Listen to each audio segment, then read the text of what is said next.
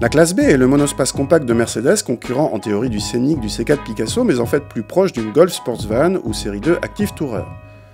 Depuis le printemps 2014, Mercedes propose la classe B en version non pas hybride, mais 100% électrique, comme la Zoé ou la Tesla.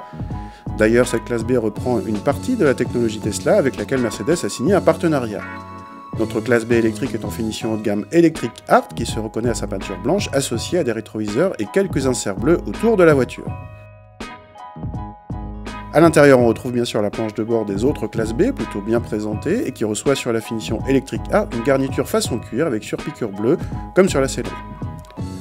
L'équipement de cette version électrique comprend quelques éléments spécifiques, comme un bouton sur la console centrale pour étendre l'autonomie ou les compteurs du combiné d'instruments. À l'arrière, rien de spécial pour les passagers. En revanche, une fois n'est pas coutume, le coffre de cette version électrique est plus grand que celui des versions thermiques et dépasse les 500 décimètres cubes. Au démarrage, c'est évidemment le silence qui règne à bord. Selon le mode de conduite choisi, il faut appuyer plus ou moins fort sur l'accélérateur pour profiter des 179 chevaux annoncés.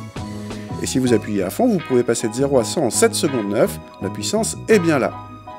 Le frein moteur variable est assez déroutant au début, mais finalement agréable et désactivable au cas où. Sur la route, cette classe B électrique plus lourde de 300 kg par rapport à ses sœurs thermiques est moins dynamique mais reste saine. Les roues de 18 pouces de notre modèle d'essai nuisaient en revanche au confort. À voiture 100% électrique correspond toujours à la même question, quid de l'autonomie? Mercedes annonce 200 km et 30 de plus si vous prenez l'option prolongateur d'autonomie à 900 €. Après une charge complète, l'ordinateur de bord, tenant compte des styles de conduite précédents, nous annonçait 98 km d'autonomie, mais au moins cela semblait-il réaliste, le chiffre ne fondant pas comme neige au soleil à la moindre accélération. Du coup, malgré ses qualités d'habitabilité, de présentation et d'équipement, se pose la question, un monospace avec 100 km d'autonomie, ça sert à quoi ?